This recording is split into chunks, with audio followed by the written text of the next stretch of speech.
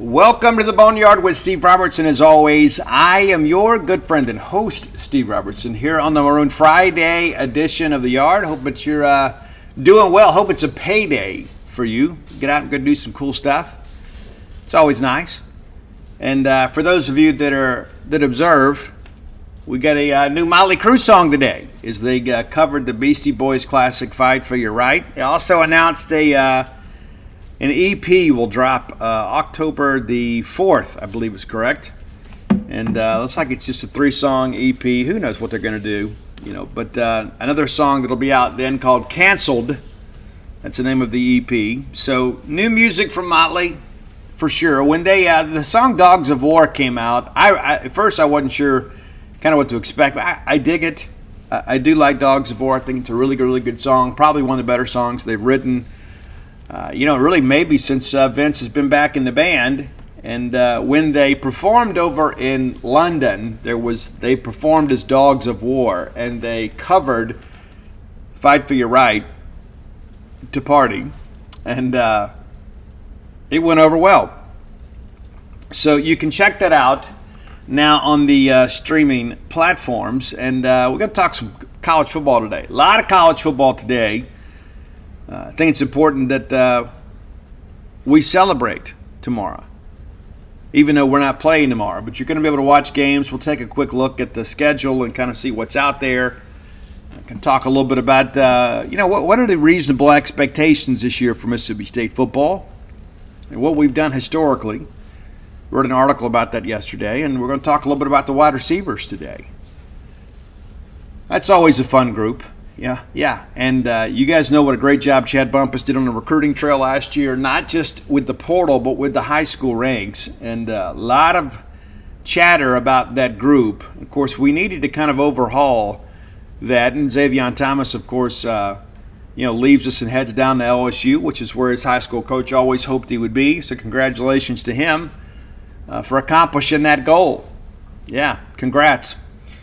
But it's been a great week, and limited media availability this week for those of us that cover the Bulldogs. We had basically Tuesday and Wednesday, and Bulldogs are kind of locking in now, and we're a little bit beat up in some positions too. Secondary's got some guys who are a little bit beat up, and most of those guys are expected to be back pretty soon. But they're going to be careful with those guys, and it seems like every time we go out there, there's a new guy in a yellow jersey. Of course, limited contact for those guys. But I'm ready to see this team on the field. And in 8 days, we're going to get that opportunity. If you haven't bought your tickets, let me encourage you to do so. Come kick off the Jeff Lebby era with this. And it's so interesting, too. Like, there's just such a disparity, I guess, and levels of enthusiasm when it comes to this. And I think a lot of it's just because, college athletics as a whole are changing, and people have kind of been inundated with all this talk about transfer portal and NIL compensation and the Howe settlement. It's like, man, I just want to enjoy watching my school play sports, and I want our school to be successful. And once the Bulldogs tee it up, really none of that stuff matters anymore, right? That's an important aspect of this. Transfer portal is closed, right? It wasn't open again until the end of the season. And so we are who we are. Now we'll go see exactly what we can do with this roster. But, I think it's important that we get out and support this new coaching staff. And I've said it countless times on this show. It's been a traumatic couple of years. At the end of the day, there's so much of this, we kind of look at each other and kind of learn to depend on each other, because you never know what your roster is going to look like from year to year. You don't know what your coaching staff is going to look like from year to year. I mean, think about it. We've had a change of the guard of the director of athletics position. We're on our third head coach in 2 years. There's been a lot of turmoil in many respects, and we just need some consistency. That's what we need. Consistency wins in college athletics. You have people that come in, they teach their system. Everybody becomes pretty, I guess you could say, kind of aware of the nuances of what's expected of them. There's so much of that needs to happen. We just need to get into this football season, have a good year. I'm not expecting a great year, right? Nobody's going to give me a fresh nickname from my preseason prediction this year. But I think everybody kind of sees it the way that I do, is that I love college athletics. I do. I love college athletics. I love covering college sports. I live in the big maroon bubble. And I commend those people that have so much time to kind of keep up with pro sports and things of that nature. And I do occasionally, but my emphasis and my enthusiasm is about Mississippi State and about college sports. And, when we watch a game, as soon as we get done, I'm ready to go watch another game of a team that we're going to play, right? That's my feelings. And so on Sundays, we're doing a lot of kind of wrap-up type stuff. And I love to be able to sit and watch an NFL game in the evenings when I can, but it doesn't always work out that way. But, again, Mississippi State's our focus. We hope you come join us over at genespage.com, the leader in Mississippi State sports coverage. There are some others that would like to make the claim, but even in their own hearts, they know that that's not correct. Hey, let's thank our friends at Bulldog Burger Company. I will be having lunch there today. Today is my youngest, Ian Robertson's 19th birthday. So I'm not going to go to a high school game tonight. We'll get caught up next week. Today is his birthday. And we're going to go see The Crow this afternoon. Me and him and his sister Mia. We're going to go have a little bit of a family outing. So we're having lunch at Bulldog Burger Company. We'll take a bit of a break, and then we'll go watch The Crow. And Ian said, hey, I just kind of want an excuse to go up to Bulldog. I say, there's always a good excuse to go to Bulldog, right? There's a quality meal awaiting us upon our arrival. So looking forward to that, leaning towards getting the comeback burger because I can only get that for 8 more days. And I love it, man. I do. It's one of my favorites, and I've had them all. And so if you are a Bulldog Burger Company veteran and you haven't tried the comeback burger, maybe you're like, hey, I want to go to Bulldog and kind of get my regular favorite. Let me encourage you to kind of shake things up a little bit and try that comeback burger. Again, only available for a limited time.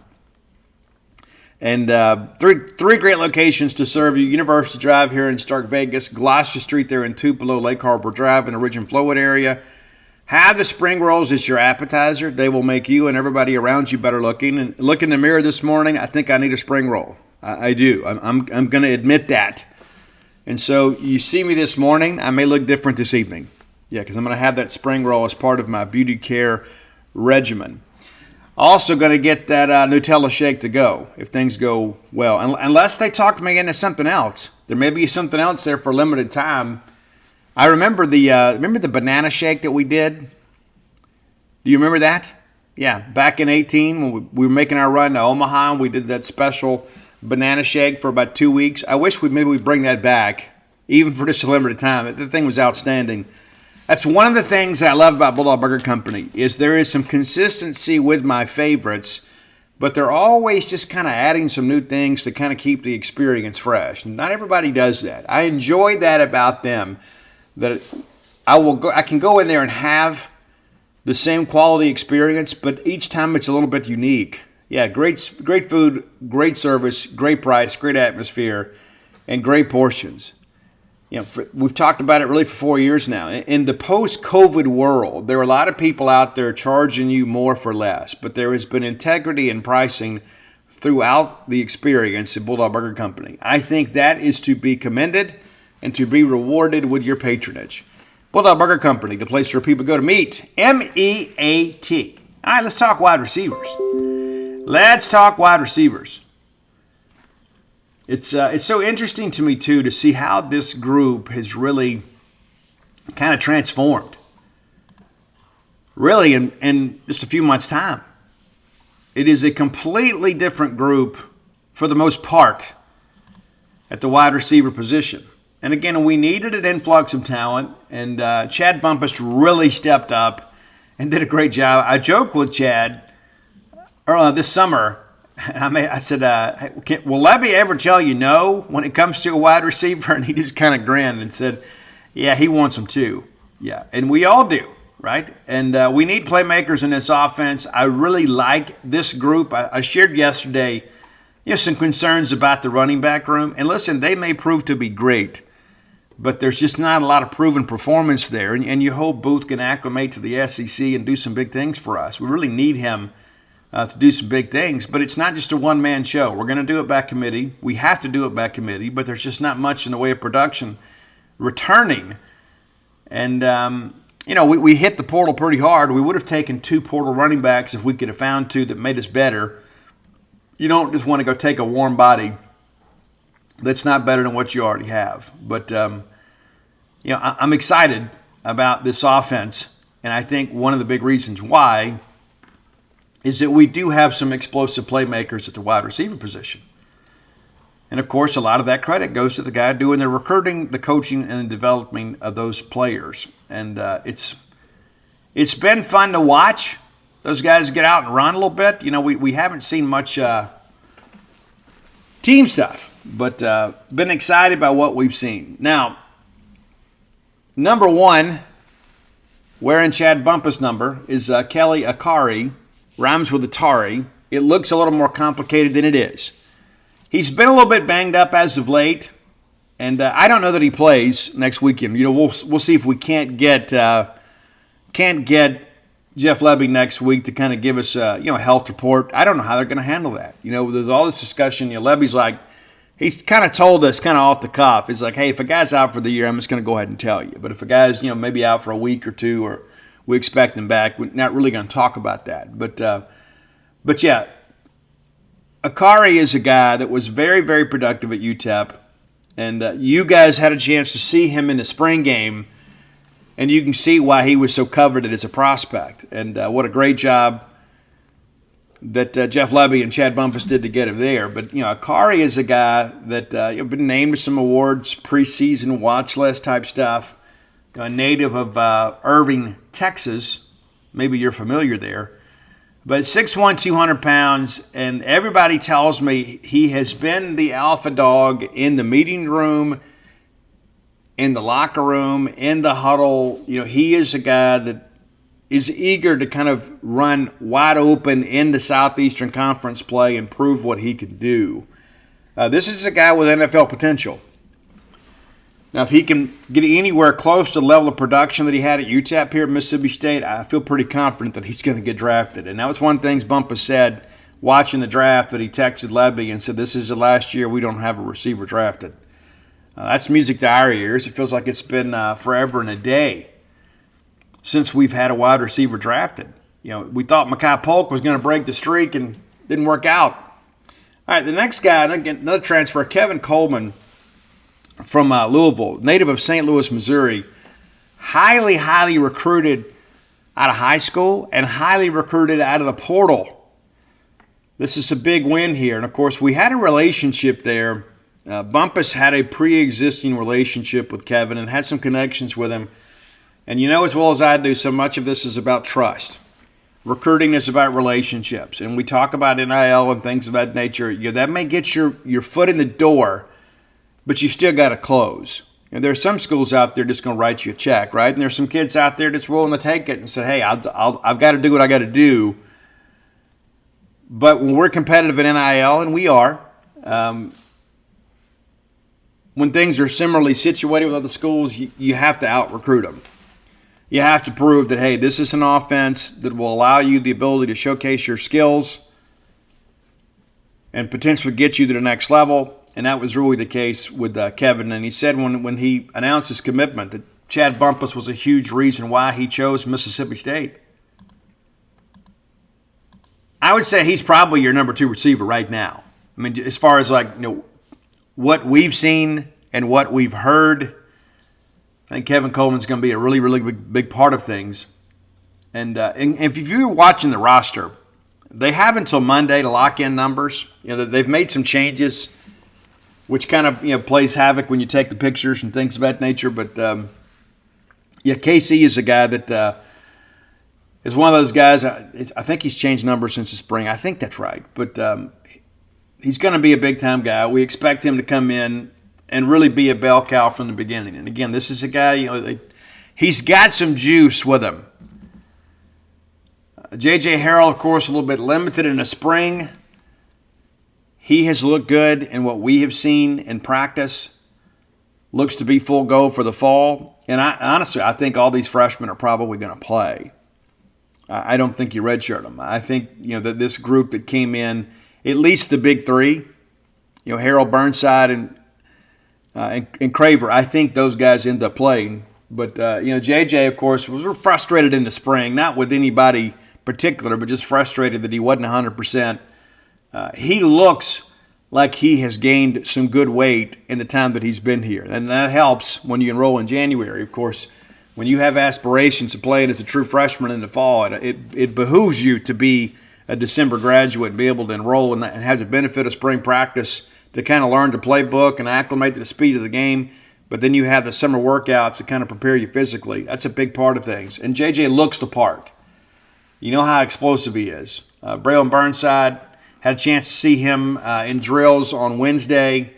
He looks like he's put on some good weight too. And he was already kind of jacked, right? I mean, Stonka's a big-time player. It's a big-time get for Mississippi State. I'm eager to see what they do. They even worked him some at running back in the spring, just a little bit. And I think a lot of that was really because of team need. Kind of like we discussed yesterday. I mean, there was just some depth concerns there, and just kind of getting through practice sometimes is a real challenge when you don't have a lot of guys at running back. And so I'm not completely ready to abandon the possibility that Stonka may carry the football sometimes. Maybe you bring him on the backside of the formation, maybe you flex him to the backfield, but he is going to be a wide receiver. And he makes some tough catches. That's one of the things that I admire about him. We talk about contact courage and things like that. When you have guys that can elevate and make the tough catch in traffic, it's an immeasurable skill, and Stonka certainly has that. He's not afraid to go up and compete for the football. Now, Jordan Mosley is the guy that transferred in from Northwestern. Not a ton of production, but I'll tell you this, he's one of the team favorites. There are a lot of people that talk about what a leader he has been this year, and there's now an opportunity for him to play perhaps with the first team. People forget Mosley was committed to Tennessee, and then they make a coaching change, and then he ends up going to Northwestern, gets up there. He's really far away from home. He's a native of McKill-Tulane High School there in Alabama. Gets a chance to come back. Kind of took him some time to kind of get up to speed, I think, but it appears that he has taken a jump. And again, made some plays for us last year. Not a lot of them, but he made some plays last year. But it does appear now that he's had, the benefit of, the full year to kind of learn how to operate in this league, that now he's ready to go. Expecting some good things for him. Mario Craver, we've had multiple defensive backs that have come. Hey, Bulldog fans, Steve here. I'm a big proponent of saving money. I like to do it for you here on this show. Got another great opportunity for you. And here's the thing, too. I'm not the kind of guy that's going to go through a lot of red tape and BS and all that kind of stuff just to save a few bucks. It's got to be convenient. That's the great thing about Mint Mobile. They talk about, hey, you can get wireless for $15 a month, and I thought, there's no way. It's just too good to be true. So I called them on it. Turns out it really is that simple. You can get wireless for $15 a month. The longest part of the process might actually be the time it takes you to get off hold with your current provider. It's incredible. To get started, go to mintmobile.com/boneyard. There you'll see that right now, all 3-month plans are just $15 a month, including the unlimited plan. All plans come with high-speed data and unlimited talk and text delivered to the nation's largest 5G network. You can use your own phone with any Mint Mobile plan, and you know what? You can even keep your old phone number, along with all your existing contacts. Find out how easy it is to switch to Mint Mobile and get 3 months of premium wireless service for just $15 a month. To get this new customer offer and your new 3-month premium wireless plan for just $15 a month, go to mintmobile.com/boneyard. That's mintmobile.com/boneyard. Cut your wireless bill to just $15 a month at mintmobile.com/boneyard. $45 upfront payment required. Of course, that works out to exactly $15 a month. New customers on the first 3-month plan only. Speed slower above 40 gigabytes on the unlimited plan. Additional taxes, fees, and restrictions apply. See Mint Mobile for more detail. Hey, Bulldog fans, do you wonder why so many dogs are suffering with health issues? Actress Katherine Heigl, not just a pretty face with a ton of talent, she also has a heart of gold, and she's helped save over 16,000 dogs through her foundation. She says she's seen more issues with dogs' joints, odors, and health care than ever before. And after doing a ton of research, she feels there's one place we can look to support any dog's health: their food. So she decided to create something she could actually feel good about feeding her own dogs. It's called Superfood Complete. Superfood Complete is made with over 30 of the healthiest ingredients on the planet, including several superfoods vital to your dog's health. Badlands Ranch also supports the Jason Dubas Heigl Foundation, which has helped rescue thousands of dogs and place them in loving homes. How amazing is that? Guys, I'll tell you this, when that bag of Superfood Complete shows up at my house, my dogs absolutely love it. As soon as the bag opens, they can smell it. They're like, hey, I know what time it is. It's amazing. They will leave their regular food for this. Maybe you should give it a shot too. You love your dog? Go to badlandsranch.com/boneyard and order right now to get up to 50% off your regularly priced order with a 90-day money-back guarantee. If you want your dog to experience all these incredible things, go to BADLANDS ranch.com/boneyard today. I'm out and said, you know what, Craver is one of the more difficult guys to defend, not just because he's fleet of foot. There's some quickness that goes with it. There are a lot of people that are just kind of straight line fast. They just want to run the dadgum fade all the time. Craver is a guy that has some wiggle, as the old high school coaches used to say. So he can make you miss and then get up to speed and win the foot race to the end zone. Very difficult guy to defend. And a lot of it, too, is even though he is a smaller guy, he has proven to have some pretty good releases. He's able to get off the line and kind of get out into his route. And when you have that kind of foot speed, people have to respect it. And so you come up and press him, you better be able to get hands on him, because if he gets loose and gets a quality release and gets into the open field, you're in trouble. And so, yeah, we expect him to play a lot. He's been mentioned consistently by the defensive backs, and even some of the quarterbacks have mentioned him. And it's pretty rare to hear a freshman mentioned really by veteran players, and because there's so many freshmen, right? And so the fact that people know their names is significant, but the fact that they've now learned their game a little bit tells me that there's some veteran players that believe Mario Craver is going to be able to help us this year. And he was a guy, too, if you recall, he was ready to commit to Mississippi State the week that we fired Zach Arnett. And then we had to kind of push it back a little bit, you know. But he just loved Mississippi State. I remember talking to his coach, and he said, you know, the very first time he went over there, there was just kind of something special about it. It's close to home. It's in the SEC. It's a couple hours away. Clay Chalkville High School. Great program. And has been for many years. But he was sold on Mississippi State and was going to commit to us even though he didn't know who the head coach was. And you got to be careful with that, right? Got to make sure you get the coach and make sure that the coach wants the player. And certainly they did. Mario Craver, obviously a very, very big commitment in Mississippi State's class. And a lot of people kind of like, well, you know, Steve, how good can he be? And then you see him in the Under Armour game and you're like, okay, yeah, this kid can play. All right, Creed Whittemore, you know, maybe one of Steve Spurrier's greatest contributions to Mississippi State football because of the fact, you know, Creed came here because of a relationship with Steve Spurrier Jr. And a lot of people thought when Spurrier left that he may get in the portal. Well, he didn't. And Bumpus and he have built a really good relationship. Now, Creed is going to be in the rotation at receiver, as he should be. He was a little bit banged up at times last year. I know he got off to such a good start, and people were like, hey, what happened to Creed? He got a little bit banged up. Nothing serious, but, you know, that's how life is in football, right? You get a little bit banged up, you got to work through it. But Creed's going to be a kick returner, too. May even do some punt returns, too. They're going to utilize him in a variety of ways. And I know he's already a bit of a fan favorite because you don't expect him to run as well as he does, but he will absolutely leave you behind. As competitive as they come, was a former high school quarterback. I know they put in a play last year, and I'm sure, you know, Jeff Lebby is no dummy either. They put in a play last year for Creed to throw it.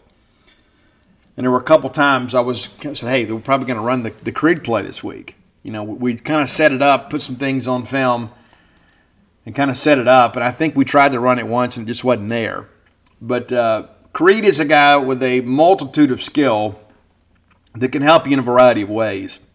And so, yeah, I think he is going to be a much bigger part of things this year. Now, Ricky Johnson comes in from Warner Robins, Georgia, from Houston County High School out there.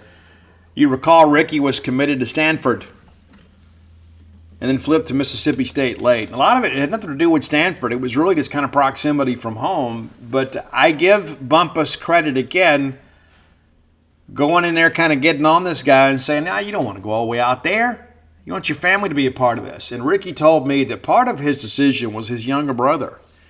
He wanted his younger brother to be able to come to every game that he could. And that was going to be difficult to do way out in California. That was a big part of things. You always think about, well, some kids are scared to go away from home. Ricky wasn't scared to do that. He just wanted his friends and family to be able to be a part of this thing and be able to come support him. And he wanted his little brother, who means an awful lot to him, and he's much younger, but he wanted his younger brother to be able to come to games. And he wanted to be able to see his younger brother in the stands. Those are the kinds of things that make me want to really root for kids, right? I mean, you see the video and you see all the offers and you read the articles and things like that, but that doesn't always tell you the true measure of a person. And when Ricky told me how close he and his younger brother were and how important it was that he wanted to be in his life and he wanted to be all the way out in California and rarely ever get to see him, I think it speaks to the character of one Ricky Johnson. Young people like that win. Those are people you can build a program around. Now, Jaden Walley is back, and I'll be honest with you, we haven't heard a lot about Jaden this year. We didn't hear a lot about Jaden last year. Had somebody tell me this summer that he had some injury issues last year that just really weren't disclosed. He had some things he was working through. And so I don't know what to tell you about what you should expect from Jaden Walley. I go back to that 2020 year. You remember him sprinting through the secondary between the hedges at Athens, Georgia, and we were like, yep, here we go. We got something here. And, of course, for a couple of years there, he led us in drops too. And so not sure what we can expect from Jaden this year. I know that he has been a fan favorite, but he could be a bit of an X factor for us. But you brought in some pretty explosive players around him. My hope is that will kind of help him elevate his game a little bit because the ability is there. There's no doubt that he has talent. Very, very talented guy. And so, but you kind of feel like now, you kind of existed last year without him, and anything he gives you there's kind of a bonus. San Francisco McGee, number 13 from Macomb High School, of course, a little bit later enrollee. I love this kid's game, and I always have, from the beginning. When I first learned who San Francisco McGee was, not just because he has a cool name, and not just because he's from the Highway 98 corridor like your good friend and host. The very first time I put his film on, I just wanted to know how big he was. I knew he was fast enough. I knew he had the ability to elevate. I knew he was tough. I was like, I just got to know how big he is. Because if this guy's as big as I think he is, this guy's certainly an SEC player. And he absolutely is. And he left Big Dog Camp. And everybody's like, yep, he's going to commit to Mississippi State. And the next thing you know, he kind of surprised everybody and commits to Ole Miss. And it was kind of like a Tyler Lockhart thing. I said, that's not going to stick. That's not going to stick. And it didn't. Because in the end, Mississippi State was in his heart. And I'm not saying that to troll anybody else. I've seen the text message that he sent to Derek Nix when he decommitted. He wanted to go to Mississippi State. He wanted to go to Mississippi State all along. And so people got in his ear and said, hey, Ole Miss is probably the move. But at the end of the day, San Francisco McGee is a Mississippi State kid. And there are some kids that are just Ole Miss kids. There's a difference. And you know what? That's okay. But Frisco needed to be at Mississippi State. I think he's a guy that's going to be – when you look at this class, when you go back and look at the wide receiver haul, maybe he didn't have the hype that some of his high school peers did. But I think when you look back maybe 3 years from now, you're going to be like, I am so glad that we got San Francisco McGee, provided this kid stays healthy. He comes from good stock. He comes from a great part of the state. knows about hard work, played for a great coach, Alvin Foster, there at Macomb. So eager to see what he can do. Now, Trent Hudson, a guy that came in June, as you guys know, eager to see what he can do too. And it feels just like so much of a bonus, right? Comes to us in New Mexico State. You're thinking, do we need another portal wide receiver? Oh, yeah, we'll take him. Let's go. And I admire what they're doing here. It's like, hey, we have got to be explosive down the field. And then here's a guy that's 6'3", 180, 185, another big physical receiver that can catch in traffic, a guy that can block on the perimeter. And so it's like a bonus, right? We felt like, hey, our portal haul was great at wide receiver, then all of a sudden, oh, we're going to take him too? Yeah, let's get it done. And he's a guy that looks good in the uniform too. Like what we've seen from him in the limited practices that we've seen. Antonio Harmon's back at receiver too. You know, that they made him a tight end last year just because that was kind of a team need. Another big-bodied guy, you know, and I think Jeff Lebby will know how to utilize him. You can flex him. You know, there's a lot you can do with him that kind of create some matchups. And Jeff Lebby doesn't need you or I to tell him how to do that. I think it's pretty safe to say that there is a role for Antonio Harmon in this offense. All right, let's real quickly before we get to our top 10 list, let's look back kind of at last year. And you know, our wide receiver numbers were hurt last year by the fact that, you know, we a change in offensive philosophy, and then in addition to that too, you know, Will Rogers missing some considerable time, you know, and you hate that, right? Yeah, people forget we played 8 games last year, and we played 12 games. Will Rogers played in 8. So he missed 4 games, and even when he came back, he wasn't quite 100%. Now he won't make any excuses for himself, but it wasn't the same. Now, Tulu Griffin, of course, is our leading receiver last year, caught 50 balls for 658 yards and 4 touchdowns. Xavier Thomas caught 40. So you got 90 receptions between 2 guys, and both of those guys are gone. You had 1,161 yards between the 2 of them. They're gone. And you may not remember this, Xavier Thomas had 1 touchdown. That was at Auburn. You're like, really? Yeah, really. That's it.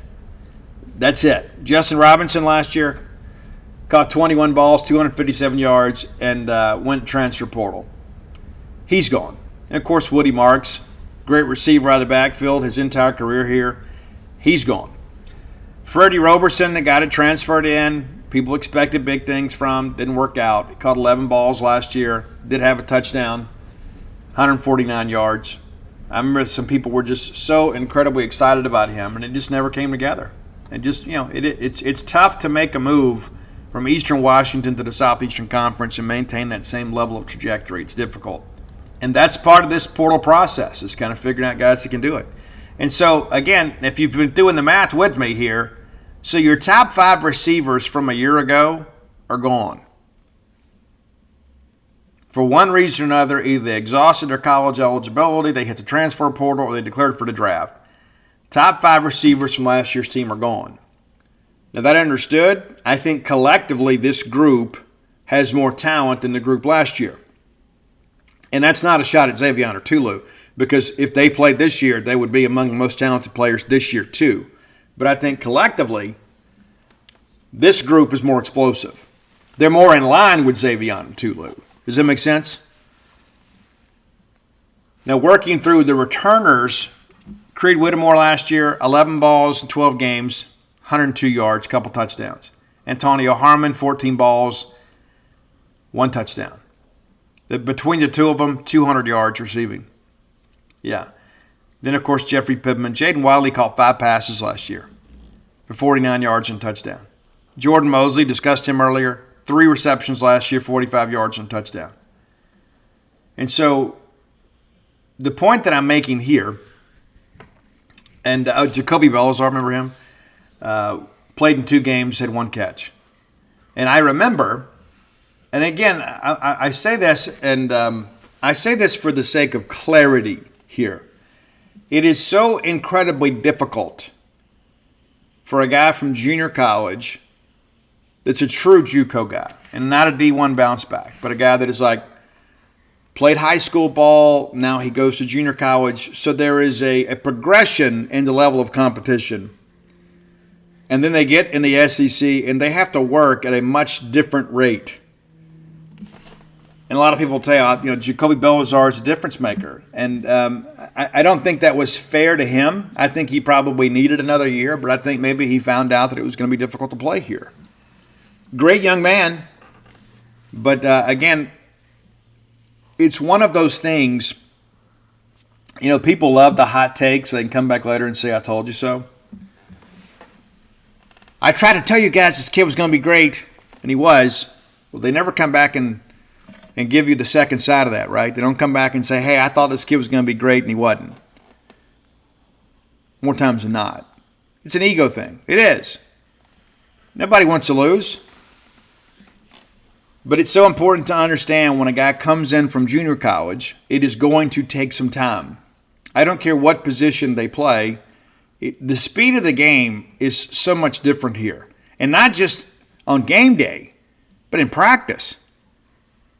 You got guys in junior college, they aren't even sticking routes. They're just getting by on athleticism. And that's not a slam on our JUCO coaches, because I can tell you that it's not that they're coaching that. There are just a lot of guys out there that says, hey, I'm bigger, faster, and stronger than a scout here.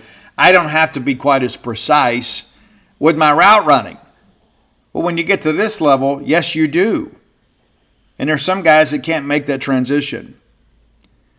And so I think that's what makes me more excited about this group is the fact you've got so many guys that know what a Division I training camp looks and feels like. You got a bunch of guys that know what a D1 football game feels like. And not just guys that can go play, but guys that can go win, as Jeff Lebby talks about. That's the important aspect of it. And so you think about, hey, Steve, we had a great high school wide receiver class, and we absolutely did. And really the best thing about that is unlike when Bumpus and Arcito Clark and Chris Smith and O'Neal Wilder and those guys came in together within a year or two of each other, they had to be forced into action. We don't have to force these guys into action yet. Because of the benefit of the transfer portal, we can go get some stopgap guys that will allow those guys to play, but really not feel the pressures of trying to carry a program as freshmen. And so I like the way this wide receiver room is constructed, not just for now, but for next year. And so, we went out there and sowed our seeds in the spring and the summer and got the best high school receivers in this state, and then ultimately added an All-American from Alabama and Mario Craver.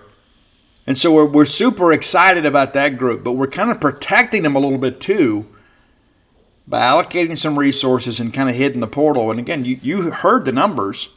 Top 5 receivers are gone. You got to retool the whole room, but you don't want to throw those freshmen to the wolves. So Lebby and Bumpus, I think, did an amazing job constructing this room.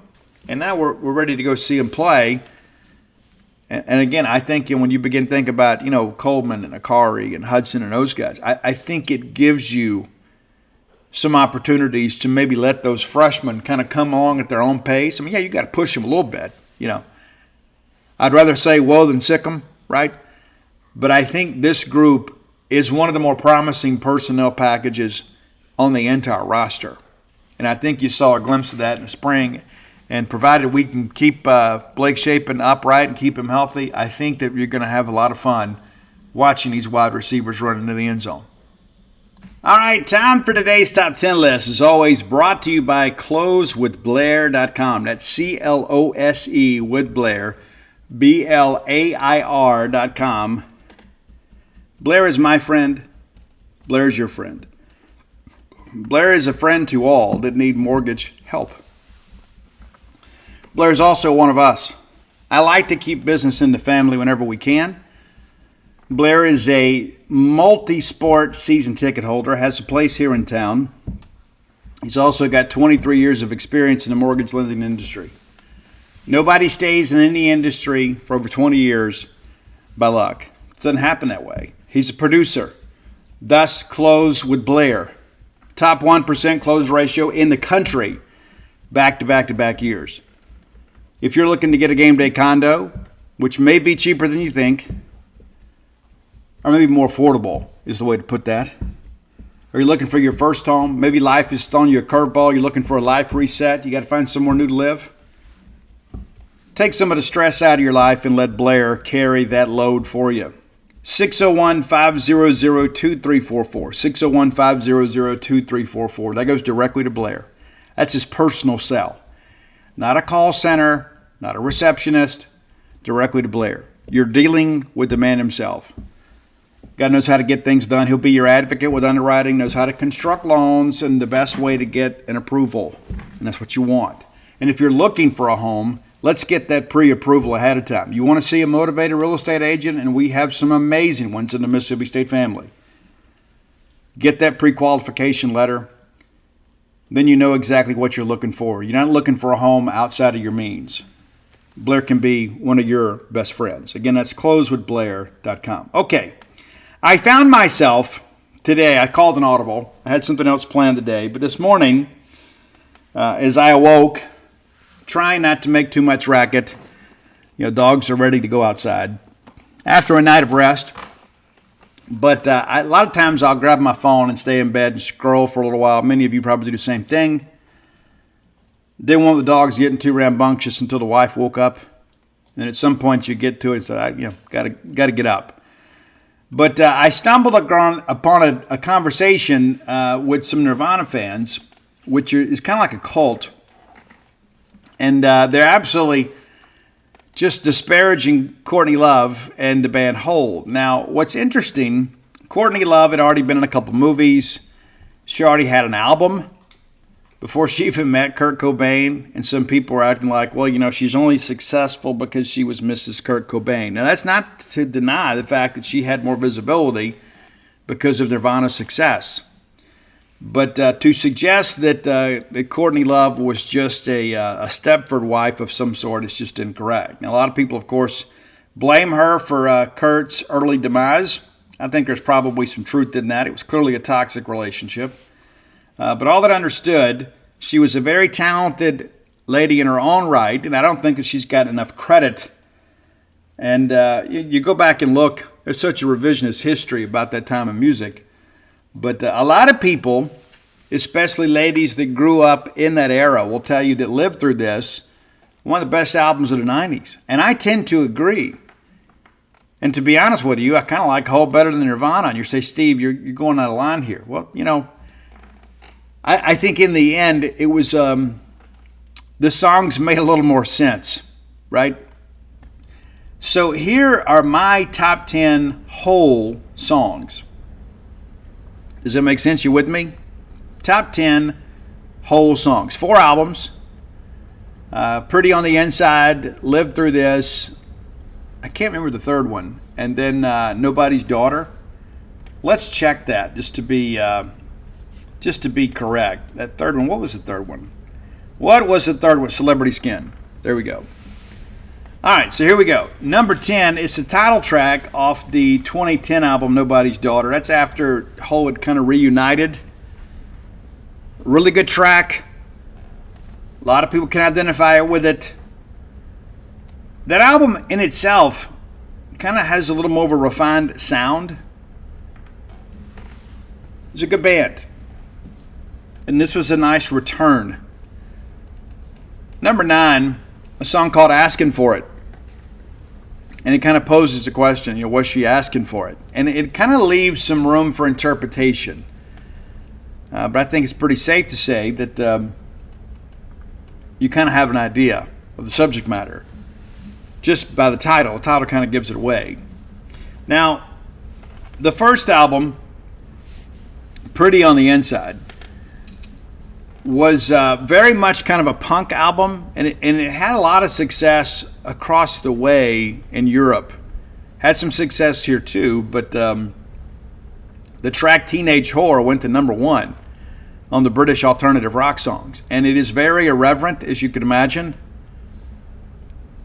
Again, you're kind of judging the book by the cover here. Courtney Love at some point was an adult entertainer trying to support her musical dreams. An attractive lady in her own right. Maybe not the maybe not the ladylike persona that many of you expect, but very irreverent song. And I think one of the things, too, that a lot of people kind of identified with Courtney Love and with Hole is the fact that there was all this female rage. It was kind of a precursor to kind of what we've seen now. But I think there was some authenticity in what she did. Now, a lot of people that go into music, go into art, are looking for a way to kind of express themselves because they have something to say. There's something within them, whether it be some trauma or some pain or something like that. They want to find a way to get it out. And many people want to get it out and try to help other people. It's like, hey, I'm not alone. Somebody else has experienced this. But as they begin to have some success and begin to accumulate some wealth, people have a tendency to heal. I think sometimes maybe financial security is kind of the enemy of art in some respects. We talk about starving artists, people who starve for their art or whatever. Then they have some success and they begin to kind of disappear. And it happens in all forms of art, right? I can think of some authors that the early stuff, when they were just trying to make it, is a little more authentic. And then all of a sudden you kind of get on the hamster wheel and say, well, I've got to write another book. People expect this. And then I think the work suffers. And I think there's people in music, you see it the same way. It's like now all of a sudden they can afford to go to therapy. And so the things that I loved about them before maybe aren't evident anymore. And maybe that's the case here. But I really dig this track. I don't know how you guys feel about some of the deeper tracks, but it's Pacific Coast Highway off the I guess that's, let me double check that. I believe that's the Nobody's Daughter. Yeah, the Nobody's Daughter album. But it appears, from listening to this song and some of the subject matter on that album, she's a little bit less angsty, right? And again, it didn't sell as well because music changed, but the quality of the songs I think is really good, and this is one of the better ones on there. All right, number 6, a song that is kind of a fan favorite.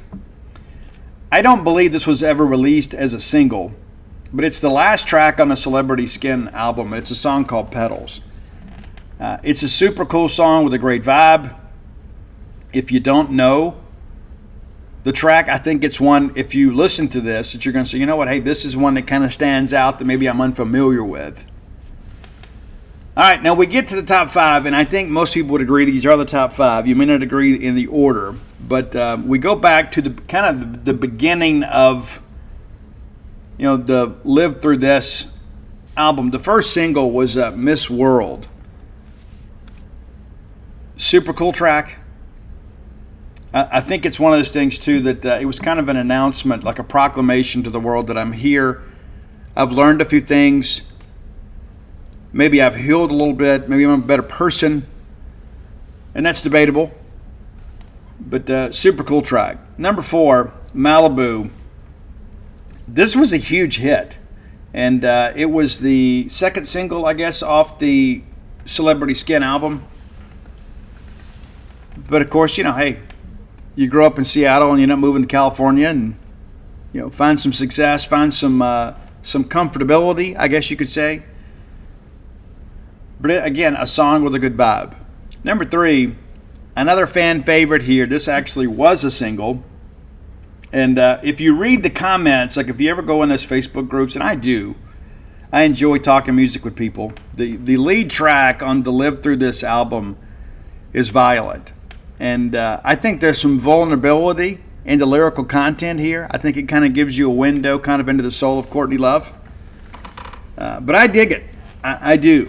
And maybe you don't, but I think this is one of those songs, too, that a lot of people just find maybe a sense of belonging with. It's like, hey, I have felt that way, too. And all of a sudden, when I hear somebody else sing about these things, I don't feel so alone in the world. I think that's one of the better parts of music.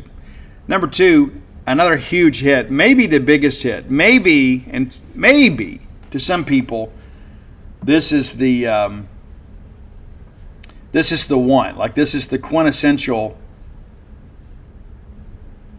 whole song. It's Doll Parts. I Am Doll Parts. And a lot of it, too, is, kind of about how, women are viewed in many respects, as objects and things of that nature. But again, you go through the song and you begin to realize too there's some fragility with her. But number one, and I think this is a great song, which is why it's number one. And it is the title track off the 1998 release, Celebrity Skin. I love that opening guitar riff. I think you're going to dig it too. But, Oh, Make Me Over. Love it, man. I think it's a little bit irreverent too. And again, there were a lot of people too. And this is one of the reasons that I wanted to talk about this today.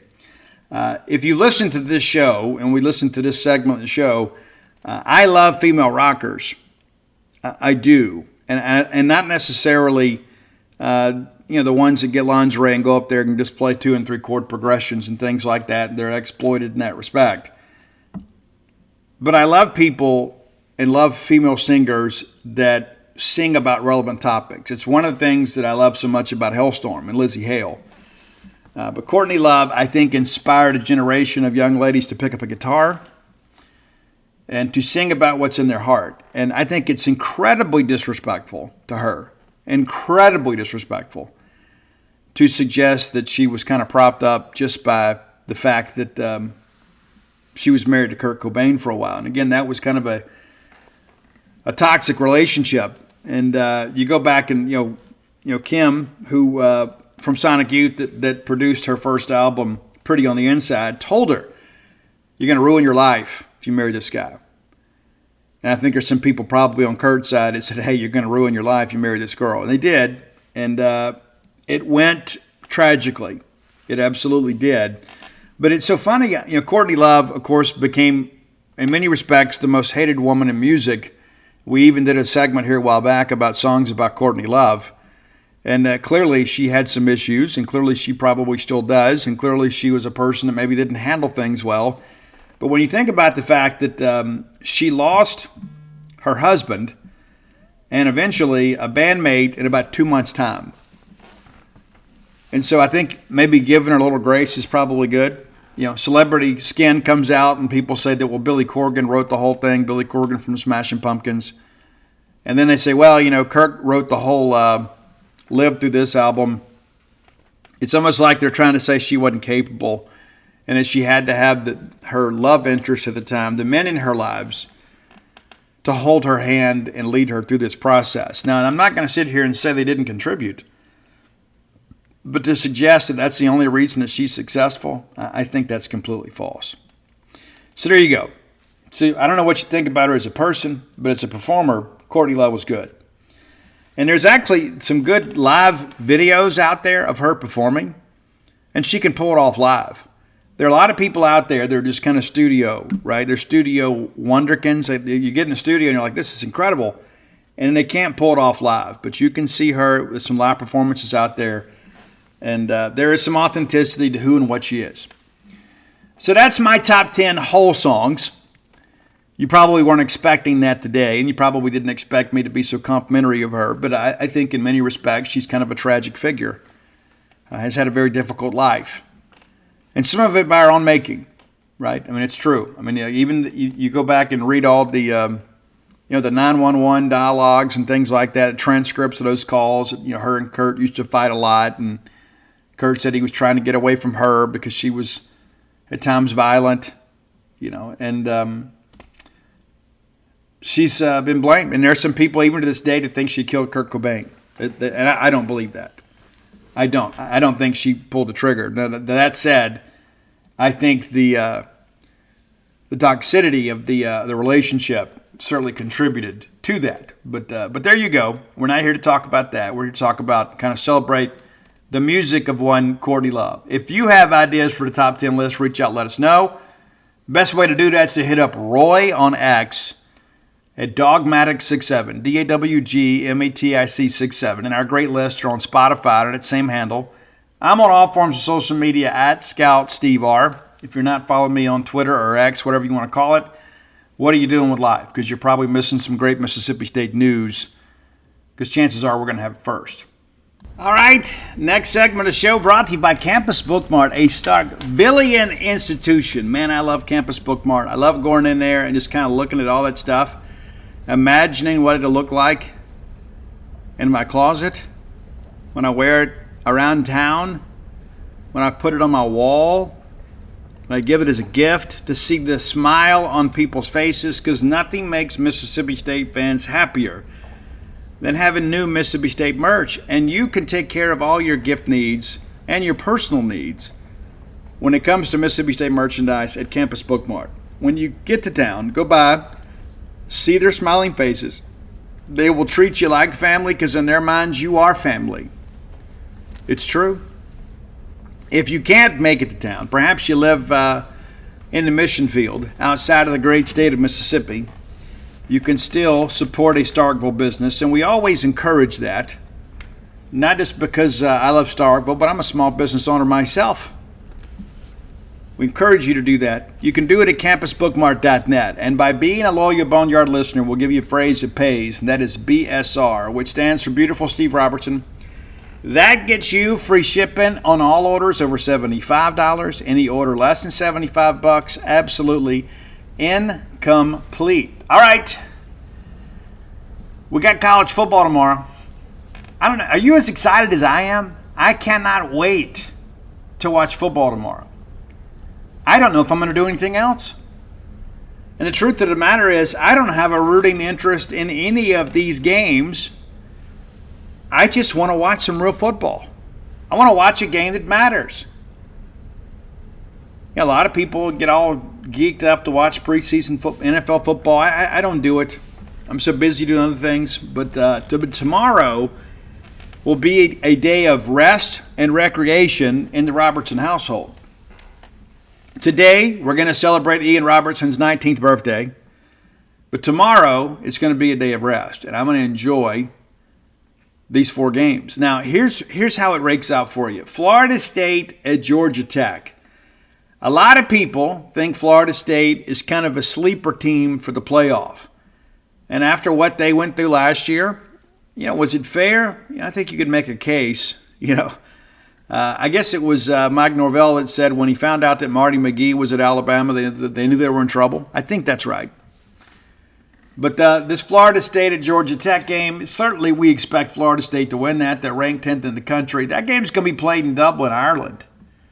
Ben Rosenberg, you know Ben from the Columbus Dispatch? Big Northwestern fan. He told me when Northwestern and Nebraska played across the pond here a few years ago, he went to the game. That's the only game they won that year, but he went. Him and his dad went.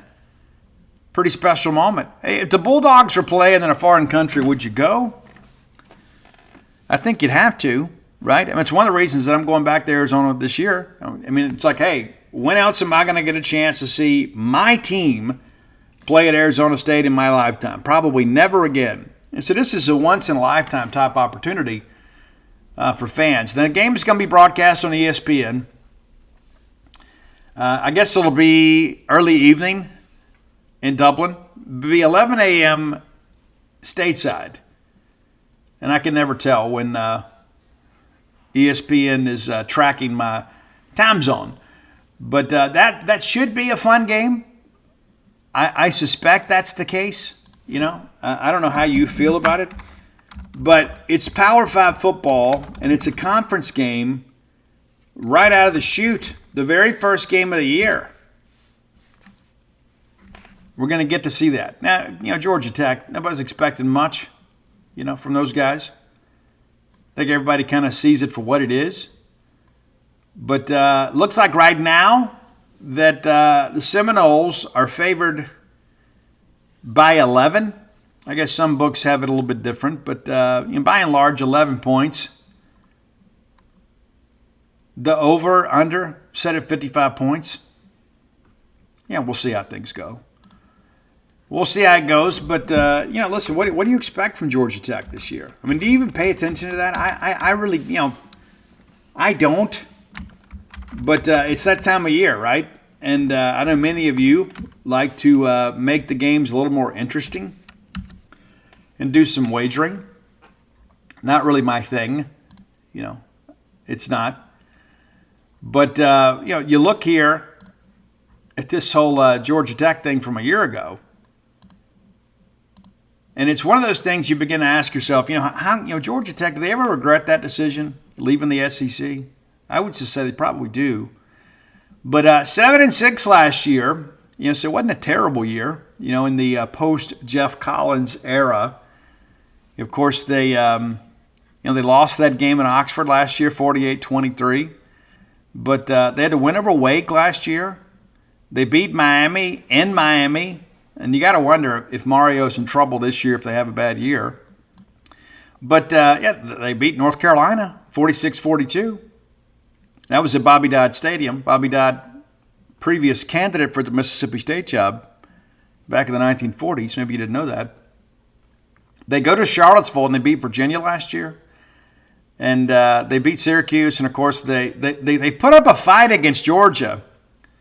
Georgia, great team last year. But, the Bulldogs win that thing 31-23. But they get invited to the Gasparilla Bowl in Tampa, Florida at Raymond James Stadium. And they beat Central Florida 30-17. So they end up with a winning record. So I'm sure there's a part of those guys thinking, hey, we can go in here and shock the world. But we're taking Florida State. I think you guys probably feel exactly the way that I do. I'm going to pick Florida State. And I don't think there's much question about it. I think they'll win the game. I'll be surprised if they don't. But it feels so good to talk about real football instead of like speculating. It's here's what we think and here's how things should go. We got a real game. That's an important aspect of everything, right? Real football. All right, so once that game is over, you can flip over to Fox Sports 1. Used to work for that company. Montana State at New Mexico. The Fighting Zach Arnett. It's interesting, too. A lot of people thought Arnett would be a candidate for that job, but I was told pretty quickly by some sources close to Zach that, no, he really wasn't interested in the job. Of course, that is his alma mater. My time at Albuquerque, New Mexico. And to be fair to the people of Albuquerque, maybe because of the fact I was trying to extract my wife out of travel nursing. But I had some good times out there, but certainly happy to have her back. But Albuquerque, New Mexico is a tough place. It really is. I don't know if you know this. You are more likely to be the victim of a crime in Albuquerque, New Mexico than anywhere in the United States. And it's not typically a violent crime. It's typically,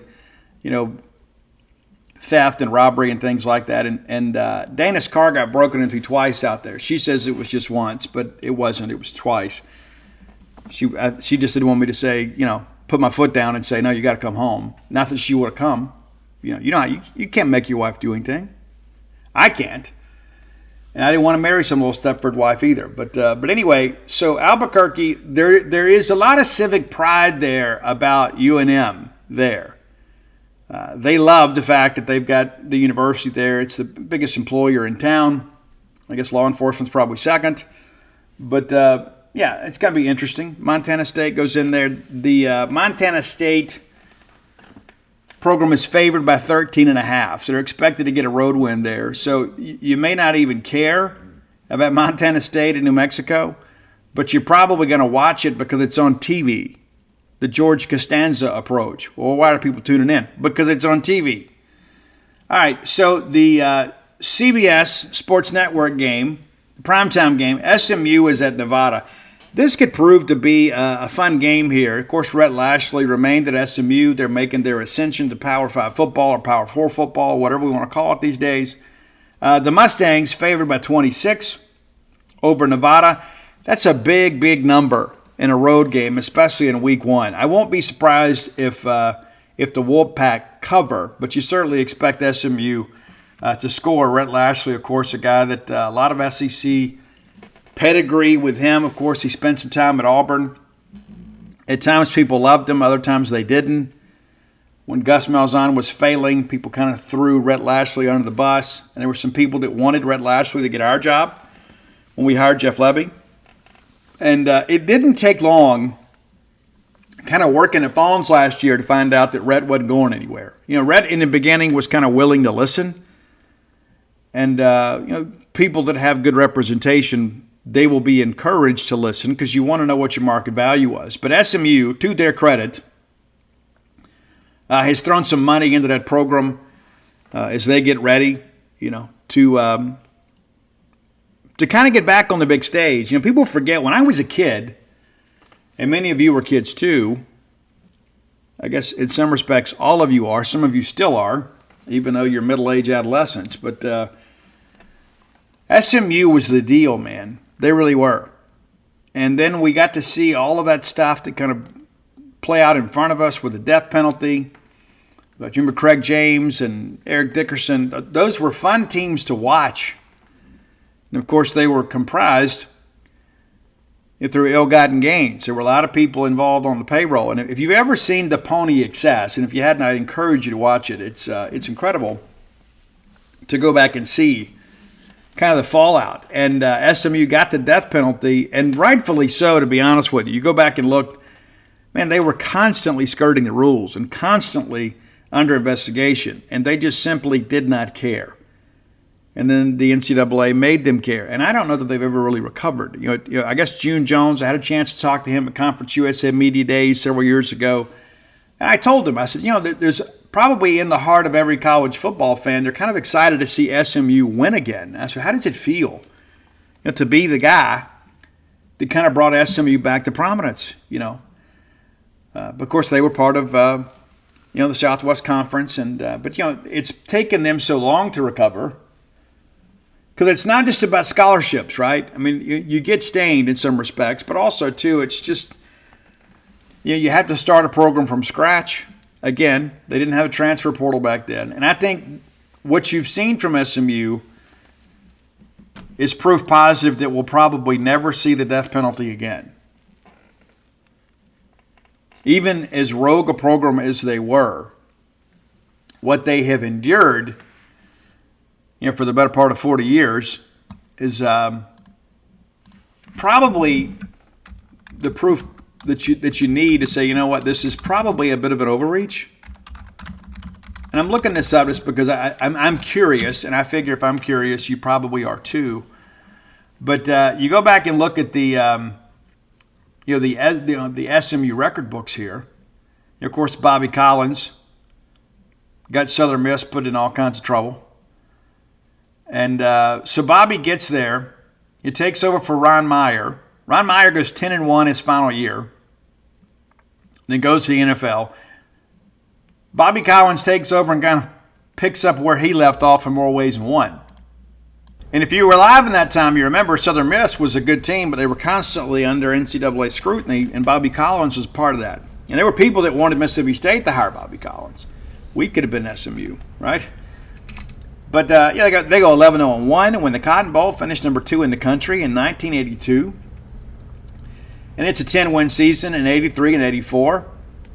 And right there around top 10. So, the first 3 years under Bobby Collins were great. And then things started to change. 6-5, 6-5, and then the death penalty. Forrest Gregg takes over in 89. They go 2-9 and 1-10, and then he's gone. They bring in Tom Rossley, 1-10, 5-6, 2-7, 1-9, 1-10. I mean, you just couldn't get it together.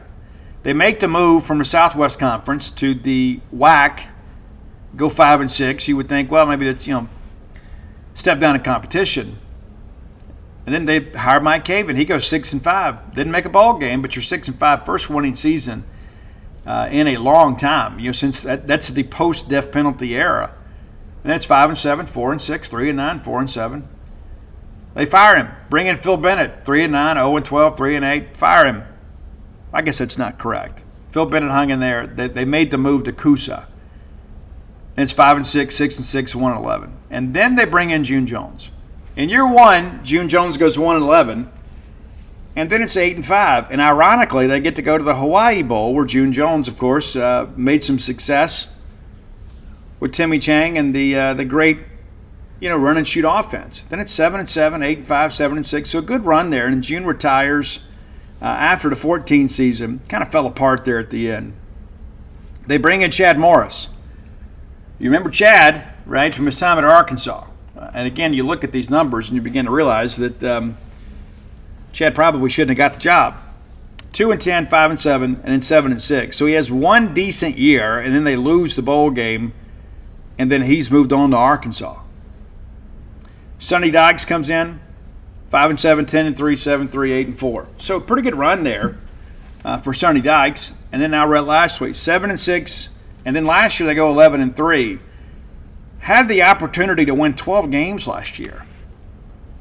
Think about that for a second. They finished ranked in the top 25, but they lose the bowl game. They go 8-0 in the AAC,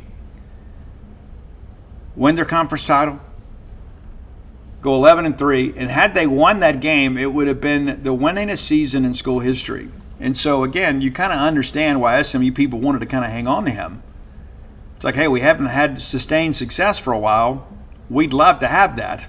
So we're going to do our best to hang on to him.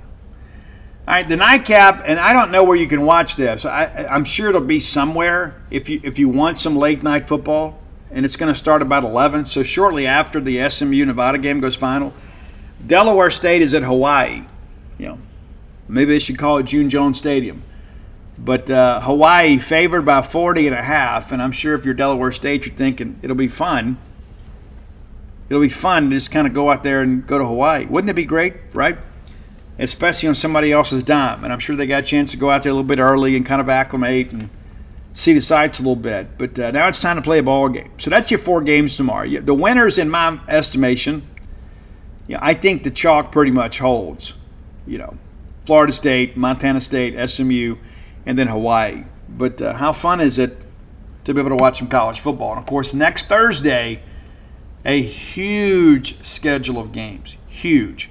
So you'll get to watch some football this weekend, and then next week you'll kind of start getting excited and like, oh, football season kind of snuck up on me. Mississippi State plays this weekend. We got to pack the car. We got to get all the tailgating stuff out. We got to be able to get that stuff going. And speaking of, you can get new tailgating supplies at Campus Bookmart too. Nice to have them around. But big schedule next week. You're going to get a ton of games Thursday night. Not a lot of notable games. That North Carolina and Minnesota game could be a little bit dicey there. But it's mainly, smaller schools playing on Thursday, and many of them on ESPN. You do get Mizzou. So the first SEC team, I guess Arkansas too. Arkansas and Mizzou both play Thursday night, but against, people they should blow out. And then we got a handful of games on Friday, and then it's a full schedule on Saturday. And then, we're getting in Labor Day weekend. There is the USC and LSU game on Sunday. That'll be fun. And then Labor Day game is Boston College at Florida State. So quick turnaround for Florida State here. They'll play a couple games here pretty quick. I don't think that Boston College game is just going to be a walk in the park either. But looking forward to that USC LSU game. So yeah, it's so fun now that we've talked about summer camps, we've talked about recruiting, we've talked about baseball portal stuff. It's college football time now, and this is a time that we all look forward to. And I've had these discussions with friends so many times. It's like, and whether it be baseball, basketball, or football, it's like you look so forward to this for so long. And then when it's here, you're so excited it's here, and it's like over before you know it, especially football season. Like football season to me goes by in like 6 days. I mean, it's just like when you're winning, you can't wait to play again. And then when you're losing, you start dreading game day. And I think this year is going to kind of be a mixed bag, and it's really going to be something we talk about here in the final segment of the show. But you just love college football. And if you're like me, your 2 favorite teams are Mississippi State and whoever plays Ole Miss, and I think that adds some intrigue to the season too. I remember back in I guess it was 14. When Ole Miss got beat to death by Arkansas, and how fun that was for us. And we with the Mississippi Mayhem cover on Sports Illustrated and all that, and so you're rooting for your team, but you're rooting against them, and you wanted to see who would be the first to lose. And it was a fun year, though. It really was a fun year. And it didn't end the way we wanted it to, but it was a lot of fun being relevant and having so many eyes on the state of Mississippi. Now, that said, I'd much prefer us to be good and them to be rotten all the time. I'm sure they feel the same way about us. But I think the most exciting part of it is the fact that we've got a new coach, we've got a new culture, we've got a new air in the building, and I think that's important too. And again, I still believe we're probably going to upset somebody. I think Jeff Lebby offensively will attack somebody in a way that they're not expecting, and we're going to upset somebody. I think there will be, we always talk about the signature win, right? And with Leach, you got it right out of the gate, right? You got that signature win in week 1 when you went down to Baton Rouge and beat the defending national champions to death. And you should have beat them even worse. People forget, KJ Costello set the SEC record that day. Also had 4 turnovers. We protect the football there, my goodness. It's a win for the ages. It took Moan a while to get that signature win. He won. He didn't lose the games that he was expected to win until we got in 2016. But it took a while to get that big signature win. And so I think that Jeff Lebby this year, call it a hot take, maybe a mild take, I think he's going to beat somebody he's not expected to this year. And again, I think it's going to be one of those, maybe 6-6, that's what I'm predicting. Maybe 7-5 if you pull off an upset and win the games you're expected to win. But not a lot of margin for error. But the reality of it is, I think Jeff Lebby is such a competitor and he knows offense so well. I think there's going to be one of those Saturdays that kind of sends a signal to everybody. It's like, you know what, yeah, we absolutely got the right guy. All right, final segment of the show brought to you by the Stark Vegas Clubhouse. If you are bringing a large group of people to Starkville, to the Golden Triangle area, whether it be for work or recreation, there's no better place to stay than the Stark Vegas Clubhouse. Just 5 minutes away from the Mississippi State campus. What could be better than that? You can do your tailgating there. Full service kitchen, wet bar, huge back porch area. Everybody can sit out there, have an adult beverage, watch the sunset, just kind of enjoy some cooler temps. Looking forward to that. Looking forward to fall. Blue jean weather, leather jacket weather. Can't wait for it. Also, that fire pit area, too. Conversations around a fire are just more meaningful. I can't explain why that is, but it's true. It's true.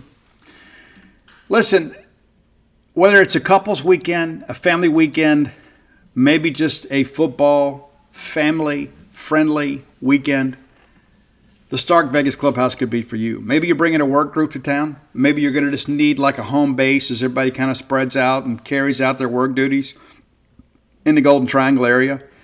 Rather than waste your time and money with 5 hotel rooms, stay at the 5-bedroom, 2-bath Stark Vegas Clubhouse. Now, when you Google Stark Vegas Clubhouse, their Facebook page is going to auto-populate. You can peruse the amenities that are available to you and all your guests. There's also going to be some booking options. Now, you can book through Airbnb. You can book through VRBO. I don't judge. In addition to that, you can book through the Evolve website, and I can save you a little money.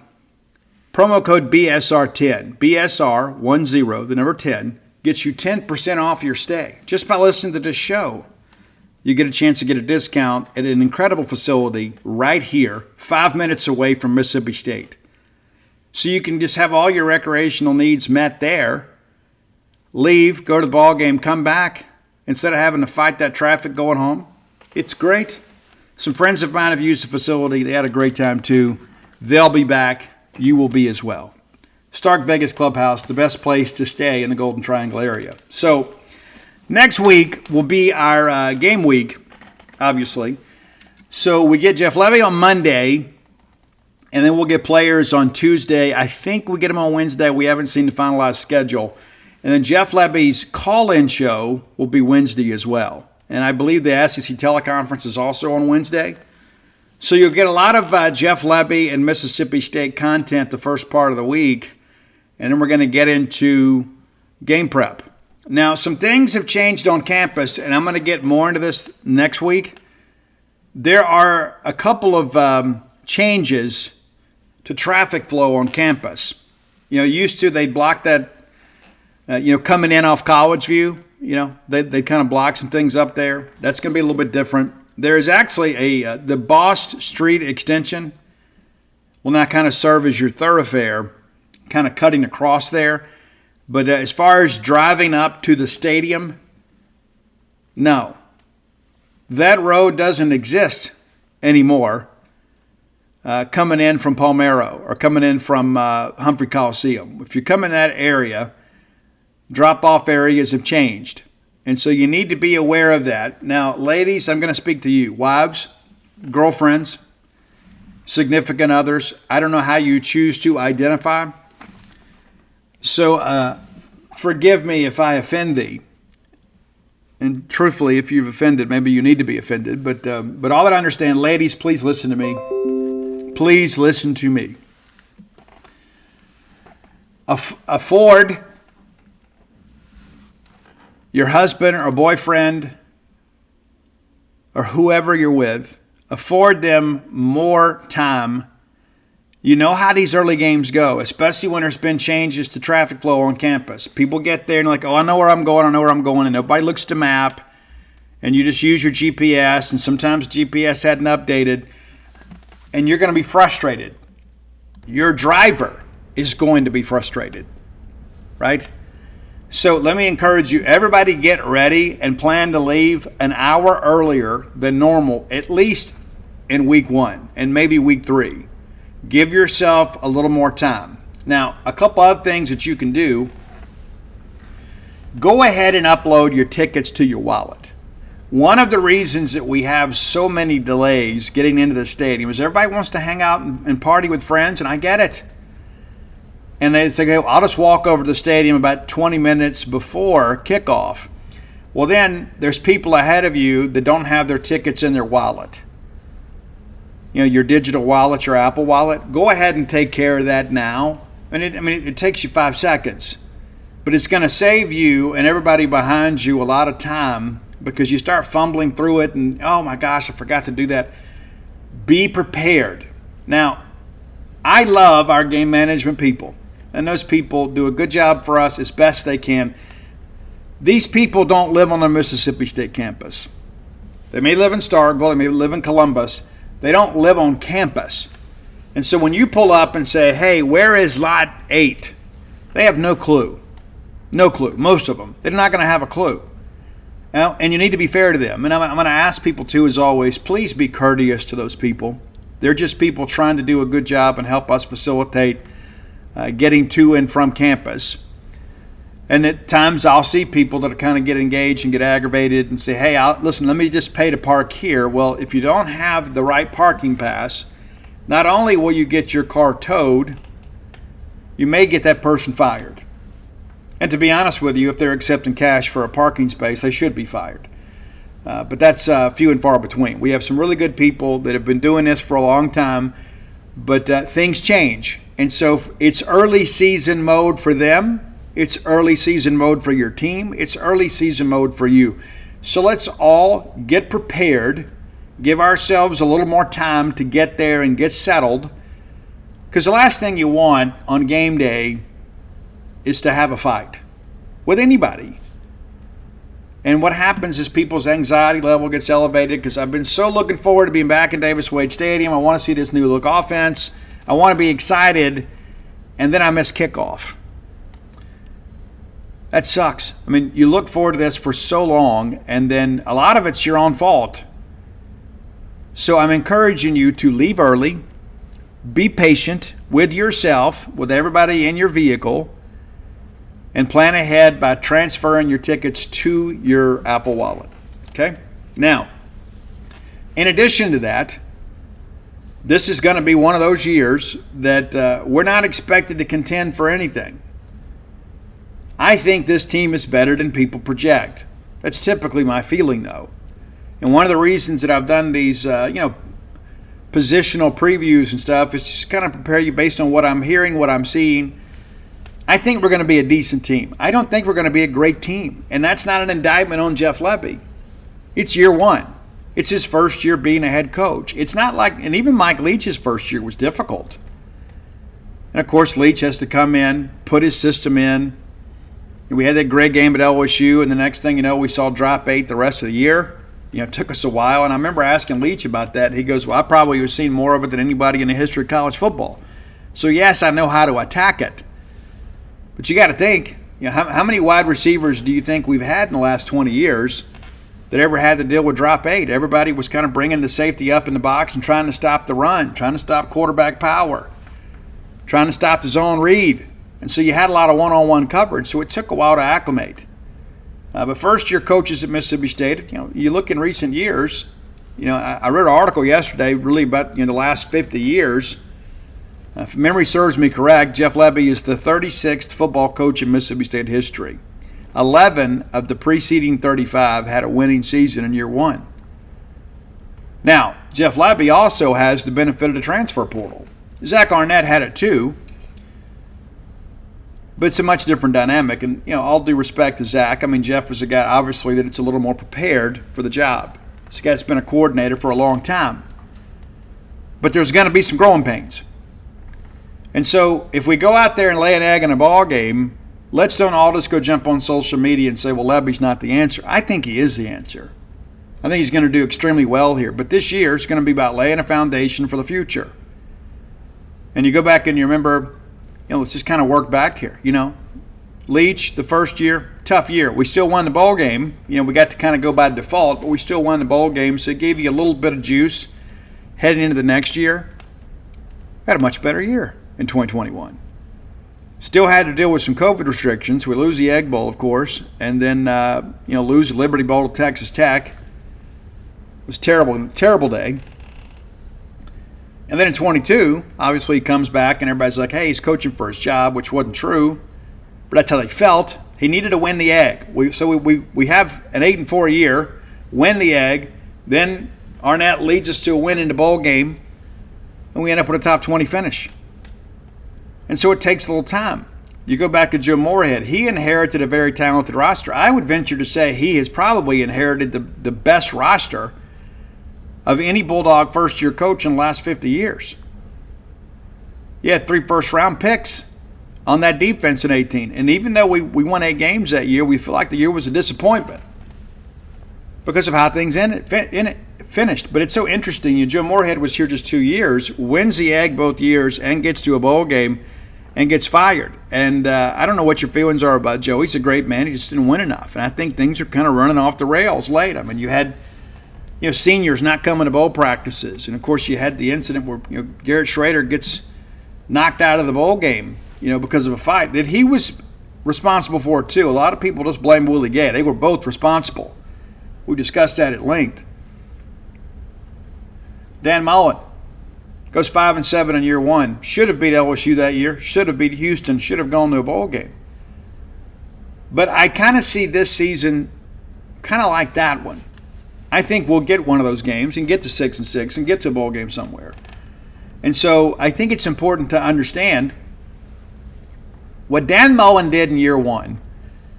And I remember it against LSU. Dan thought he could score against anybody, and he did for the most part. There were some games that didn't go our way, but there was a new level of enthusiasm around this fan base. And people were eager to get back out there because we had been so poor offensively in the Kroom era. And even though the Arnett era was just 1 year, you work through all of that, and you begin to realize, too, that you need an offensive-minded coach here. Watching this team last year, as much as we love them, was very, very frustrating on the offensive side. And, of course, you had some injuries. Will Rogers missed 4 games. Woody Marks gets banged up in the Western Michigan game, and it seemed like poor old Woody gave us everything he had. Remember, we go to Arkansas. He scores the only touchdown in the game, but, man, he was far from 100%.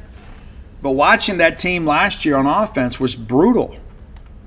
And so we're ready to see some people light up the scoreboard. And I think Lebby in year 2 is going to be much better than he is in year 1. And that just kind of stands to reason. That's just kind of how life works. You kind of get this on-the-job training. But my hope is that our fans will be patient with Jeff Lebby. And there are some things sometimes that get tweeted and posted on Facebook and things like that as prisoners of the moment, like in the moment, But I think before we go out there and hit send or post, I think we need to understand, hey, let's take a look at an inventory of where we are. What are our reasonable expectations for this team? If we go 6-6, it's been a good year considering the changes that have taken place. And again, over 40 new scholarship Bulldogs this year. It takes some time to kind of meld these guys together. Now, the good thing is we get 3 non-conference games before we have to play Florida. But that Arizona State game, even though they were poor last year, it's not going to be an easy undertaking. It's probably the most important game on our schedule. So you beat Eastern Kentucky, and we fully expect to beat them and probably beat them well. And you remember last year, that first half against Southeastern was tough.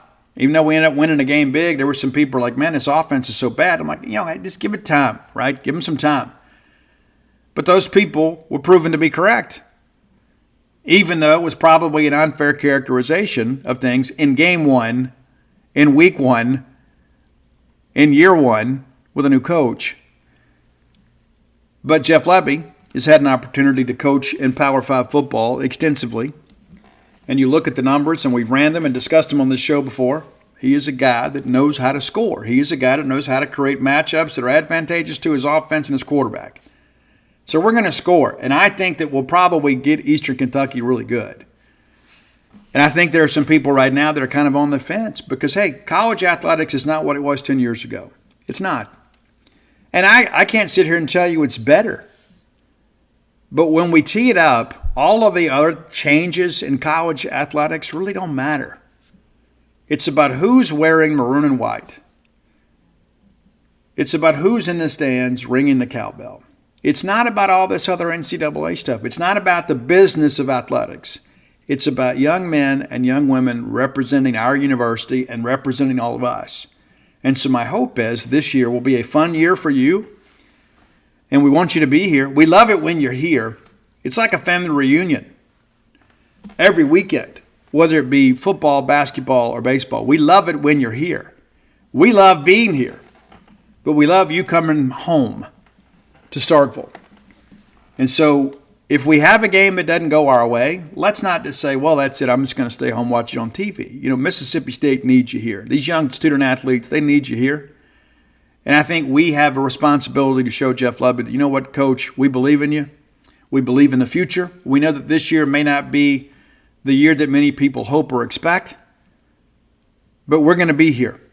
We're going to be here to represent Mississippi State.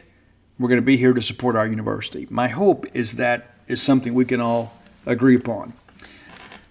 If you haven't done so, go to dutynoblebook.com and you can pre-order The Dude. That'll be out here in a few weeks, and we hope to have an official release date for you next week. All books ordered through the website will be signed, and all of my sports titles are there. Very limited qualities of villains and alpha dogs. Still got plenty of flim flam and some dog pile, and every bulldog needs dog pile. And I encourage you, maybe fill out your collection. When you're ordering The Dude, it is the book that I am the most proud of. And of course, When the Bottom Falls is there too. But it's been a lot of fun. It's hard for me to believe it's book number 7. It's crazy. I started writing flim flam, I guess, in 16. And so 7 books in 8 years. It's pretty prolific, if I do say so myself.